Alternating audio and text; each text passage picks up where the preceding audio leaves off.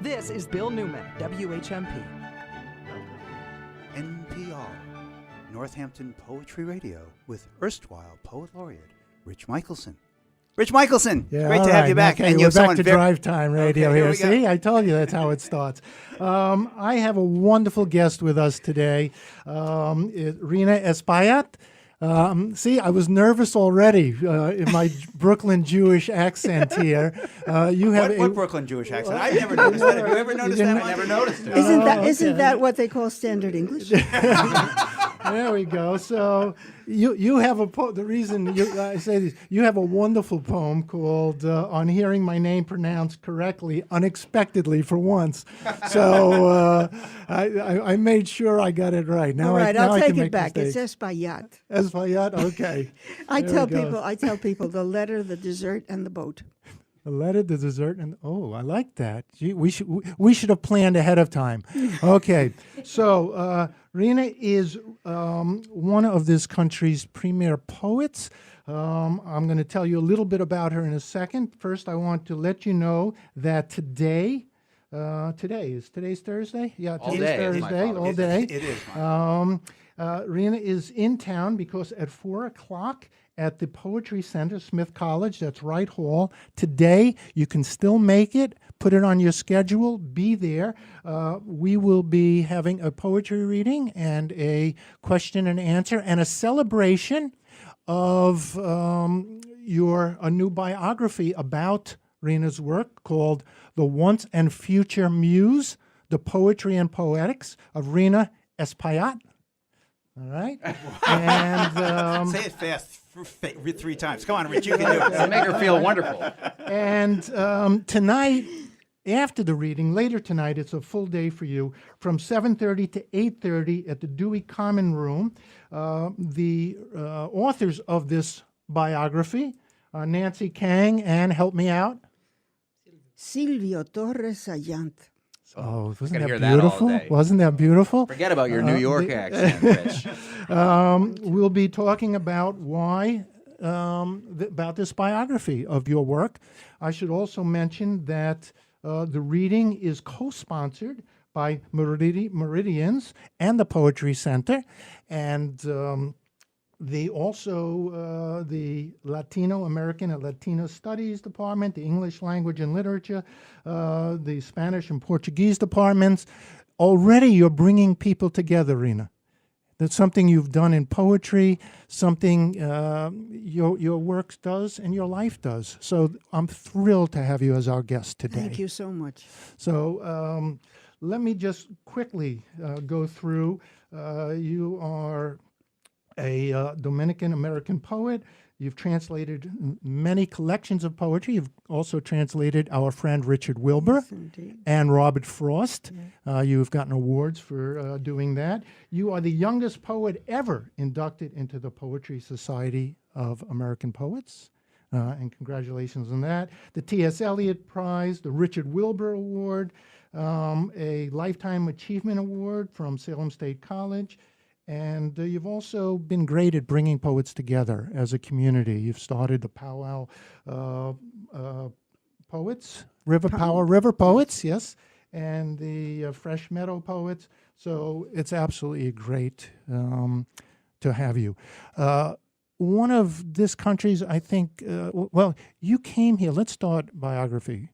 You came here, your family was forced to come to America because you were contesting. No, it's not quite.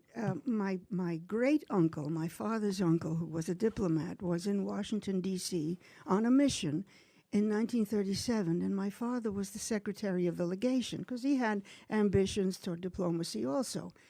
And during that time, Trujillo, who was the dictator of the Dominican Republic for 30 miserable years, committed his first major crime. Well, no, not the first, but one of the first. He sent out his private army, in effect, to slaughter 20,000 Haitians on the border between the two countries.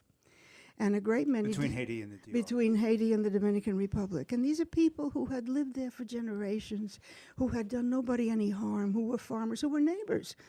And he sent And he them. did it gratuitously, as I Well, recall. he did it the same way Hitler wanted the Jews gone, because if you have a handy scapegoat to blame for whatever you are doing wrong, it's very handy. It's very good for you if you're a dictator.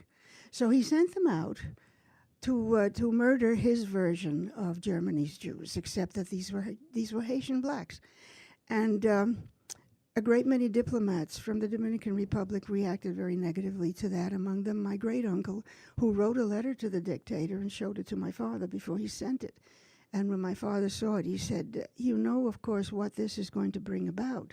And my great-uncle said, "Yes, I do, but sometimes you have to do what you have to do." And the letter said something like, "I can no longer be associated with a government that murders innocent people." So, of course, we were exiled, and I was there with them. My mother and father were both there, and I was there. I was 5 years old. And they were exiled immediately and were in Washington, knew that they could not go back to the DR, pick up anything, and they had nothing but what was in their valise. And what year was this? This was 1937. The fall, I believe, in October of 1937. So my mother, who lost a child immediately, she lost a child who would have been my younger brother. She miscarried because of the stress. And she said, "I'm never going to see my family again. I need to go back and say goodbye to my mother and my sisters and brothers and so forth." And she did what I think must have been a crazy thing to do. She took me with her, left me in my grandmother's house. My grandmother was the sister of the great-uncle who did this thing. And she figured that because she was married to one of the Espilliats, very well-known family, that I would be all right. And I spent 2 years there, and when they had knocked about from pillar to post long enough, and they had jobs, and they had a place to live, and they had begun to make a life for themselves, they sent for me. And I came to this country at the age of 7, 1939, with a friend of the family who passed me off as her little niece. And that's how I arrived. And it was amazing. I had never seen any place so big. Washington, D.C. is not New York. And my father promptly took me down into a hole in the ground that had trains running through it. This is the end. And that was the beginning of my life in this country. And how did poetry enter your life? Well, I had started not writing but talking poetry because my grandmother was a poet. My father's maternal grandmother, who was Apollonia Brache de Espilliat. And she wrote, and she got me hooked on poetry because I loved what went on in her house, in her living room. She had people playing the piano, playing the guitar, violin, and then others would read poetry with this as a background. So I learned melopeia before anything else, the art of melopeia, which is Greek, which is what Apollo does when you see him with the lyre on his shoulder. And I thought to myself, I don't know what the grown-ups are doing. It's crazy, but I want to do it. And were you writing in Spanish, in English? Spanish. Spanish was your first. In Spanish, and I would say to my grandmother, "Mama Pincha, write this down for me." And she would write down whatever nonsense I said. I want to make sure that before we go to a break, that we have a quick poem of yours to end this segment, and then we'll continue on after the break. Could you read your poem about being a bilingual poet, and we'll talk about that shortly. Sure. Yes, this is one that is based on fact. My father would not let me speak English in the house when we moved to New York. He said, no, outside this door, everything is in English, but inside this door, it has to be in Spanish because I want you to have two languages. And he also insisted that there be no English in the Spanish or Spanish in the English, no mix. It had to be two languages, not one and a half of anything. No Spanglish. No Spanglish. He loathed it. He hated it. And so I loathe it too. I think it's destroying two languages. But anyway, this is called Bilingual Bilingue. Was it in here? Oh, yes, yes. Here it is. How's that? It's at the end. My father liked them separate, one there, one here, allá y aquí, as if aware that words might cut in two his daughter's heart, el corazón, and lock the alien part to what he was, his memory, his name, su nombre, with a key he could not claim. English outside this door, Spanish inside, he said, y basta. But who can divide the world, the word, mundo y palabra, from any child? I knew how to be dumb and stubborn, testaruda. Late, in bed, I hoarded secret syllables I read until my tongue, mi lengua, learned to run where his stumbled. And still the heart was one.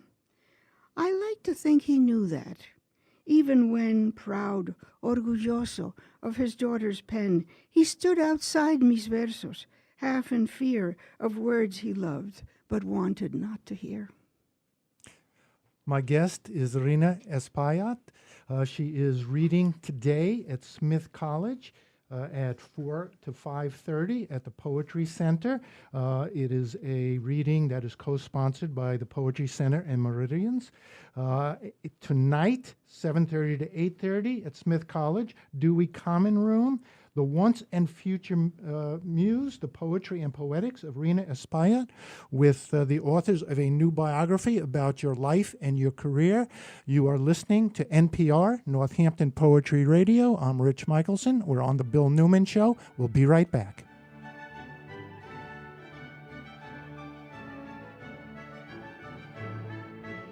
This is Bill Newman, This is Bill Newman, WHMP. We continue NPR, Northampton Poetry Radio with Rich Michelson. Rich?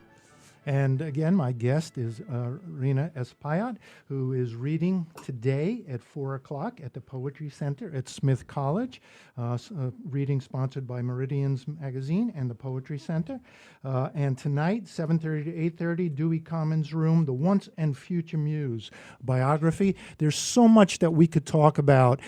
You, Rhina, have been a poet that seems to bring so many different groups of poets together.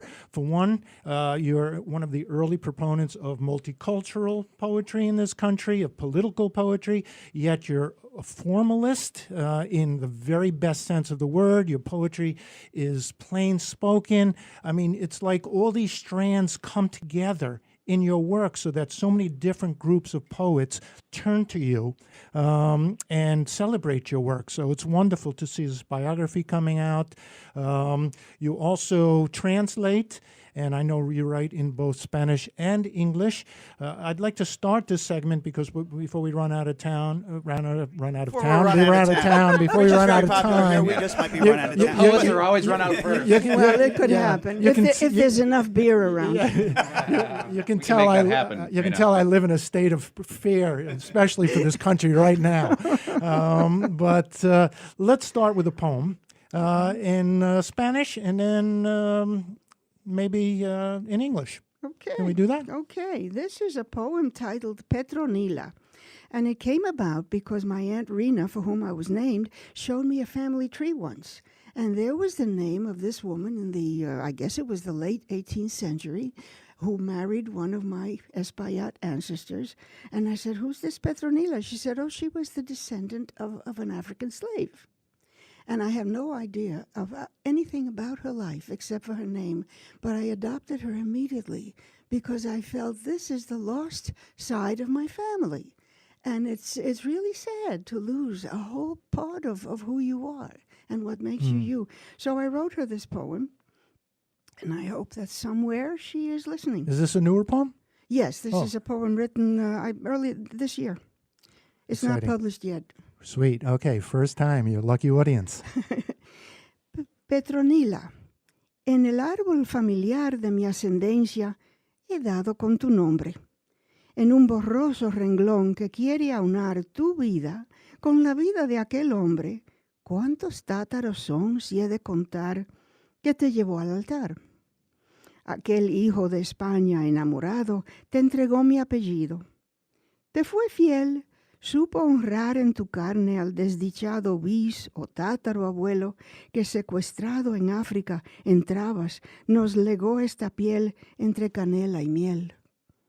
Quiso, con la moneda de su amor, pagar la horrenda deuda incalculable debida a los que, a fuerza de labor obligado y trato abominable, crearon en mi tierra gran valor y culpa imperdonable. Nombrada entre los míos en esta fila, no hay seña que indica si sufriste, pero tu origen abarca asunto triste.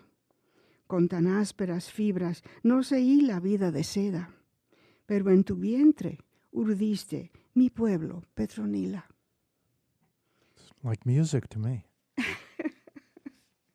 Spanish is a very musical language, but I fell in love with English right away.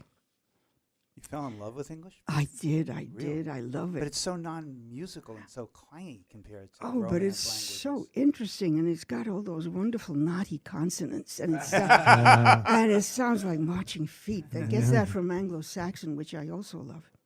This is called For Petronila, the Weaver. Petronila, here on my family tree, I've found your name on a blurred, wavering line that nonetheless proclaims your unity with my forebear, who made you one of mine. How many twists of fate there had to be for us to intertwine.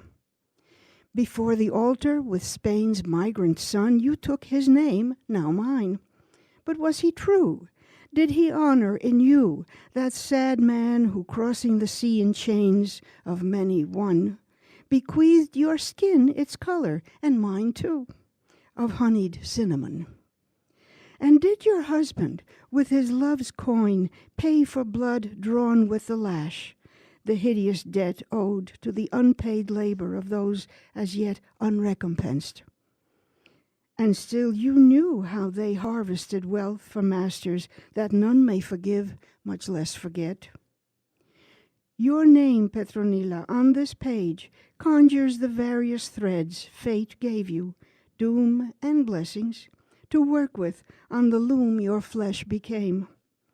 With what a blend of rage and love, and pain love labored to assuage, you wove us in your womb.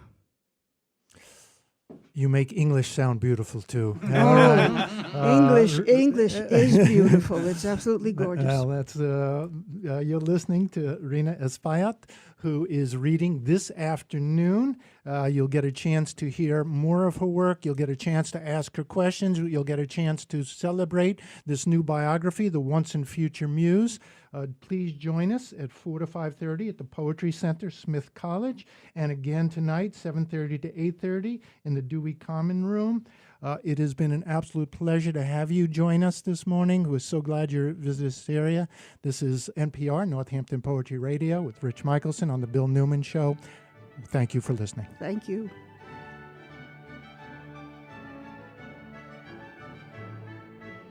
This is Bill Newman, WHMP.